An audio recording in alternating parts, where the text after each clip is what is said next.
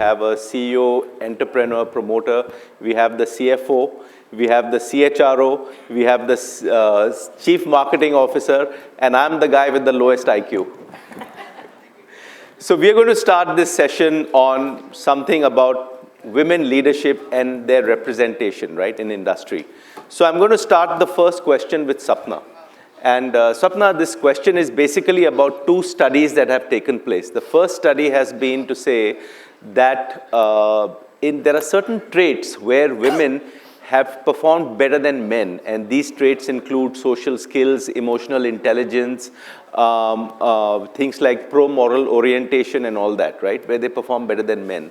But then there are also another study which says there are two showstoppers for women. One showstopper is about confidence, and the other showstopper is about risk-taking, right? So they're saying that these are two areas which lead to certain blockages that women face in their growth.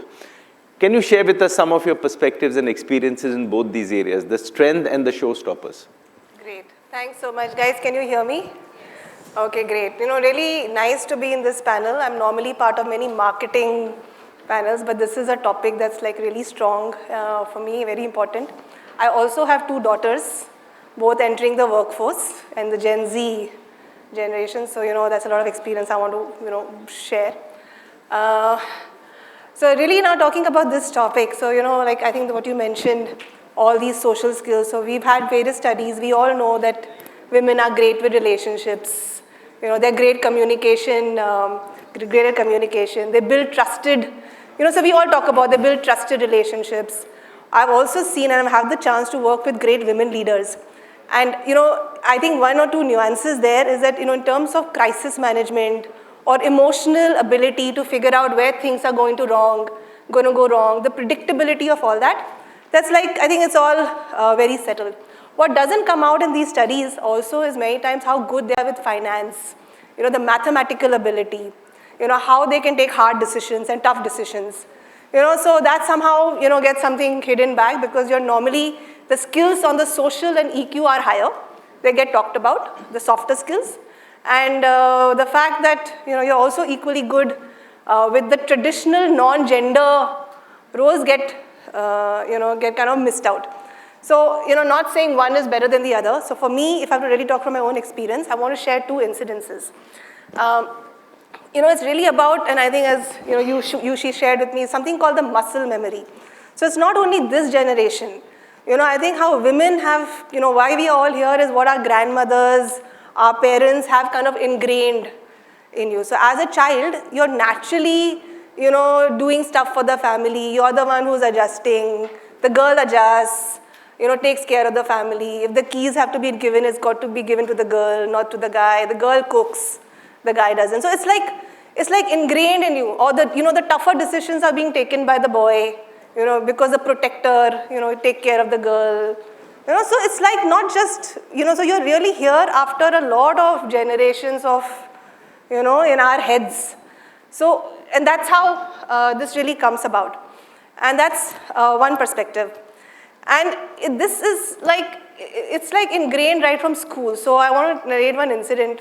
My daughter, she was then in the eighth grade. And now she is in engineering in her second year. So her class teacher once told her that, I want two strong boys and I want one girl to come and do up the board outside. So the girl will go and do the class board, all the decoration stuff and, all that. The boy has to move the table. Or whatever. The two strong boys, and, one girl who can do artistic girl. So actually she called it out. So she went to her teacher, and she came back and narrated the incident. Says, Ma, I am also strong. I can move that table. What's wrong with, why can't I move that table? And there could be a guy who can really do a better drawing, artistic ability. Why can't the boys, decorate the class board? Is equally... But so I'm sure that the teacher had nothing, against, and she wasn't doing it. It was just like she thought that the girls could decorate the board better, and the table had to be moved by a boy. So this is, what we are really dealing with. There's no answer. I'm just sharing an experience that we have to really, as women leaders, we have to be aware of where, we are coming with and deal with that. And, another recent example, I had gone to NMIMS just a month back, and this is something which I'm again very passionate and I speak a lot about. And there was a case study, so it was a group of girls, like 5 girls, 3 boys, and they were doing a go-to-market study for a product, right? So just getting out of college, business school, and we were judging the study. So the group that won, it was started by a girl. She had us floored. The way she engaged, the insights, the research, the customer proposition, all the marketing stuff, like brilliant, all the 3-4 women. The moment it went to the business part of it, कि अभी numbers दिखाने हैं, अभी ROI, it went to the guys. And I was sitting there thinking, why?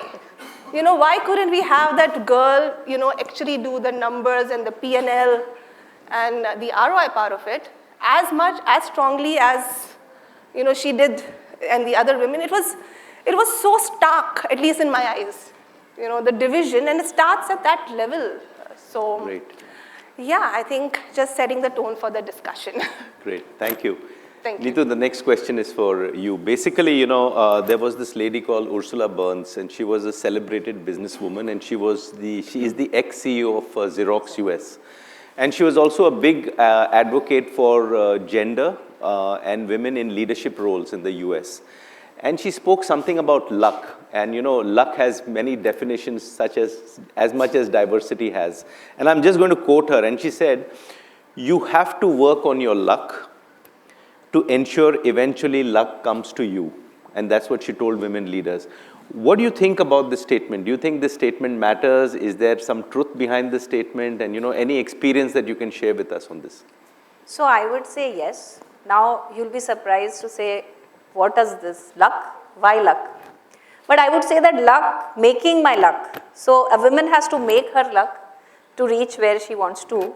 When I say that, it means that she has to do hard work, perseverance, and also I think we don't want, so what is inclusion? Okay, we don't want, that because you're a woman you have to be chosen. No. So what are we saying? So I would say that when we have to make our luck, it means that I have to prove myself better than my counterpart. And counterpart can be male or female, but if I have to get to the leadership position, what I'm looking at is I have to be at par or better. So that is what I would say that making my luck means. And I definitely would like to give one instance, and that's my life instance. So I am from a conservative Marwadi family, okay, to the extent that I was not even allowed for a co-ed college. I studied in a girls' college. And forget about reaching here. Those days nobody could have dreamt of. And so as soon as I finished my graduation, my dad said that abhi ladka dikhta hu and you go get married. So I said, Papa, I want to study more. So he said, abhi graduation ho gaya, abhi kya aur study more? Ab karna hai to sasural mein jaake karna, nothing doing, you have to get married. So I thought the whole night, and then morning I spoke to him and I said, I just need 3 years to make my life. Just give me 3 years the day I give my exam. So I was always wanting to do CA. I said that the day I finish my exam, get me married, I will get married. Just give me those 3 years. And yes, he gave me. And immediately after I finished my CA, then the time came when he started looking for boys. Most of the boys, okay, and this was 97, 98. Most of the boys used to say that we want a girl who can be at home. We don't want a working woman. The so-called, somebody talked about working women, we want a housewife. And it went on. 1.5 years passed by. And then there was a biodata which came. He was a chartered accountant. He's my husband today. And so it was a working family. My father-in-law was working with Grasim. And when the biodata came, generally what happens is first they match the biodata, they meet parents, and then finally the girl and the boy. Here I did something different. What I did is I just saw which company he works with. Those days there were no mobiles. So I just got the yellow pages, saw his company's number, called on the landline and said, I want to meet you. And I met him. and I said that I want to work, and only if that is agreeable, please come and meet, otherwise do not. And actually like that confidence, and that's what I call making my luck. Great. That's a great example. And I want to, and I want to share another example, which was a reverse example. A friend of mine used to be a fighter pilot, and when he became a fighter pilot, all proposals for him stopped because nobody wanted to marry a fighter pilot. So he was really, wondering what was happening. And as luck would have had it, he met with a minor accident, on the tarmac, and that impacted his knee, and he couldn't fly. So they immediately moved him from a fighter pilot role to a ground role. And he said, within 1 month, I got 10 proposals. So that's also how luck worked for him. So, Shavi, I'm going to come to you now. And this question is something to do with, today, if you look at the priorities of CHROs in 2023, right, amongst the top 2 focus areas for CHROs is diversity, equity, and inclusion, right? But unfortunately, if you look at the board level, or if you look at the NRC, right, which is the remuneration committee, there doesn't seem to be any focus there on DEI, right? So how do you think CHROs should really drive the inclusion, diversity, and equity culture agenda in the organization? I think someone in the last session also said, right, that culture eats strategy for breakfast. And that's so critical for a CHRO, and you've been a CHRO across a number of companies. So how do you think that a CHRO should actually drive that agenda so that for the DEI person, it becomes an easier proposition? I think the easiest is to link it to business strategy, and then at that level also link it to how it is helping the company, right? Rather than it feeling like a CSR event, it should feel like a business event. It should feel like I have brought in diversity of thought by bringing in diversity as a population. Now, it is something even we recently just joined a new company thinking through, saying, so what is our business case? Right? It's very easy to say that, and if you look at the statistics in India, 100 people, for all 100 people born, 48 of these will be women. Okay, only 18% of the women population actually contribute to GDP. So we are starting small, right? And then when you're going to go up and you're saying we want women leaders, right? So great. So then we have this funnel which goes. So 30% of the entry level workforce or 20% can be women. It goes up and then it stays around 10%. And that's the number I've been hearing for 10 years now. It's around that, 10, 15, 17. Then the last 2 years what happened, 3 years what happened? We had COVID, right? And then we've had this layoff spate. So 2 data points for everyone here and for anyone in HR to think through and go back and check what your data shows. 9% of women actually dropped off. So the women representation dropped by 9% in India. I'm not giving global numbers, all available on the internet through various economic times and forums. Okay, available publicly, free, available, right? So 9% of women actually dropped off, choosing not to come back. That's a drop to the country's GDP. Okay, second, for the layoffs that have happened, especially tech space, Vessi women were less, right? And then what has happened is 45% of the layoffs is women. In a 30% representation at the lower level, 45% of what you're losing is women. You really think you have enough now, right? And we were discussing that we should go and check what happened. 1, 2, the other business case is very strong, not to have women, not to have other diversities represented. Why? There are only 4% CEOs in India who are women. The board is represented only by 3%. So most of the average, on an average board is 3%, right? So that means you're anyway talking to a, pardon my language, all boys club. So all boys club are comfortable with each other. We are people, we build affinities. At the leadership level, trust is always very difficult to get, you'll know, right? And then in that, you want to work with, you don't want that diversity because it's just difficult now. Right, so then that happens. So when you have to break it in as a CHRO, if you were ever wondering, is it a good topic to have, bring it back to the company and see the value. And if you can't derive value, you're not looking hard enough, right? And we are not able to go and show, right? Because we are still treating it personally as I must do this for women. I need to do it for the company, right? And I think that's where each of us, and we need to customize our language for what is required. In the tech space, women will bring creativity. They will add the kind of colors, if you are UX, so for example, the kinds you wouldn't see.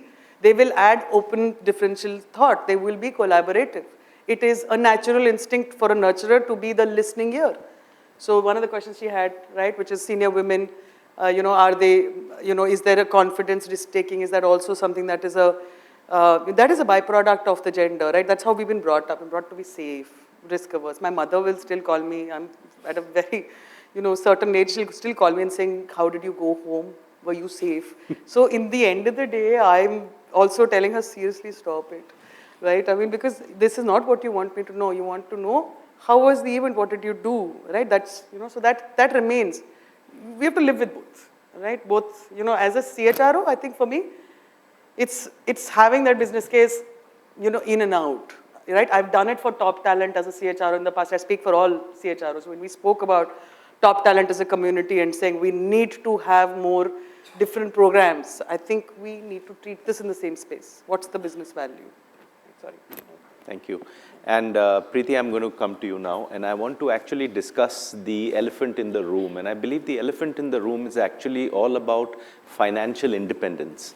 And, especially amongst working women in corporate India. And do you think that, financial awareness, financial planning continues to be an issue amongst working women in corporate India, especially the fact that there is a strong relationship between financial independence and confidence and risk-taking? And how do you think we need to address this issue? I think absolutely. We are all talking about, when we talk about diversity, inclusion, we are actually talking about equality at workplace. We're saying all of those things. I think the truth is that equality essentially can only be powered by economic equality, which is your money equality, which is your financial equality. And I don't call it elephant in the room, I actually call it the alligator, because I don't think most women are able to see it because of the social conditioning, till that alligator comes out of the water and probably chews up your career or your financial goals. I think the strong social conditioning of saying, I do a lot of interviews, and when I interview men and we ask them, okay, how are you looking at your career? What are your aspirations in life? A lot of men will say, I want to grow, I want to become, I want to be earning this much amount of money, etc. Women will say, I want to lead a team.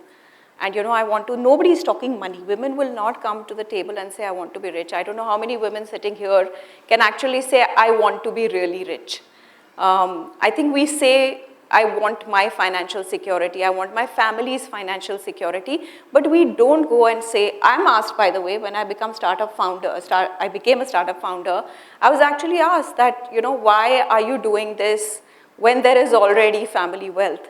Why can a woman not have that aspiration of creating her own business, her valuations, becoming rich? It's still questioned. And I think it's very important because a lot of women drop out in the, especially, why do we not see women in leadership roles? Because in the lower management, middle management, a lot of women drop out because one, financial pressures, right? If a woman was earning the same or had accumulated or looked after her money and grown it independently, the confidence to come and say, no, I will not leave my job. If somebody has to make a decision of leaving a job, if children are young or parents are aging, in her mind itself, she is like, oh, but I add less financial value to the family than, my counterpart does. So I think it is very important, and I think we've taken over the ages the fact that Lakshmi ghar se nahi jani chahiye, very, at heart saying that, we are called Lakshmi, so therefore do not go out, etc., very, very effectively. And I think that's why I launched Lakshmi, just to, that whole dichotomy, right? We are supposed to be, Lakshmi comes from the word Laksh, which means that this is somebody who's leading you to your goal or somebody who's reaching her goal. But somehow we sort of drop the ball on it. And of course, it's so closely related to your risk-taking ability or your confidence. Today a lot of times, a lot of the career compromises on the career front are made because we feel, oh my God, a woman feels that I don't have, this job I'm dependent on.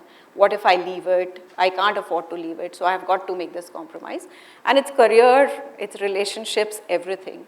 So definitely, I think building your financial, and we talk about financial independence, we don't talk about financial freedom, and I think every woman should know that today, so we did this survey, right, which was done by Access My India, and less than 2% working women are actually thinking about their retirement. What this typically does is, as women, we retire with 1/10 the corpus that a man does, because we've not already started working towards it. We're very busy earning. If we're earning, we're saving it. But we're not looking at saying that how do I create my own financial security by growing this, meeting my goals, looking at retirement. That's where we hand over the money to, father, brother, husband, sometimes even a colleague at workplace. I don't know how many women here have money discussions at work where you ask your colleague, where are you investing? I'm investing here. Typically, we sort of say, oh, this person talks a lot about money. He's the best suited. So, hey, where are you investing? Just put my money also. So I think that is something that needs to change. Luckily, I think with the Gen Z, that is changing very rapidly. I have a daughter who's 29. It's very clear in her head. This is my money, this is his money, and this is our money. And also understanding that my money needs to meet my financial goals. So I think hopefully they will, just like a lot of the youngsters got their parents and mothers to Instagram and Facebook, hopefully we'll have a lot of, millennials and, our age group being very inspired and saying, okay, if my daughter can do it, I can do it. Great. So, Preeti, I have a bonus question for you, right? So I don't know whether you know, but Preeti is an accomplished financial acumen. She's worked across multiple asset classes. She's worked across currency. She's worked across commodities. She's worked across hybrid, FX. She's worked across gold, silver, you name it. So maybe you'd like to give some of us a good financial tip, right, to make us a bit rich in the short term. Because the idea of this session is to get enriched and rich, right? So maybe some tips from you would really help. Absolutely. So the first tip is please download the Lakshmi app. It makes everything very simple. So we do a lot of live sessions there where we sort of break all this complicated jargons into very understandable pieces. But I think behaviorally, we as women look at money very differently than men do, which is why we drop the ball. And I think it's very important to understand that managing your money is very simple. It's really not rocket science. It doesn't need too much time. A lot of us put it away because it needs time. I don't have the time right now. I think it typically doesn't need more than 15 minutes in 3 months from you. That's how simple it is. And just the basic thumb rule is doing asset allocation, which, by the way, the statistics that women manage money better. If you look at all the mutual funds in the country, typically over the last 5 years, women fund managers 99% times have given an alpha or a better return than men fund managers, right? So this is not me saying it.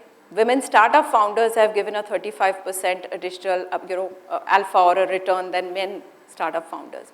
So we make for great money managers, and I think we're intrinsically sort of attuned to it.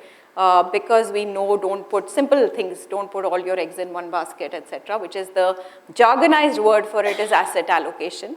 If you just do that, simply decide what are the 2-3 places your money will go into, you're set. There's nothing more that you need to do. And simply do it by way of mutual funds. That's been, my learning from doing wealth for many, many years. That you don't need any complicated products. So, yeah. But the pro tip is come on to Lakshmi. So, I agree with you on that one, because I can tell you I've been working with a wealth manager for 15 years, and she's a she. Yeah. So it makes a big difference, and, she's done a lot of advice for me, which I've implemented. No, even in Anand Rathi Wealth, actually, our women RMs have actually fared far better. We have a standardized philosophy, but I think the ability to also communicate to the clients and make it that simple, I think women can do it amazingly well. Absolutely.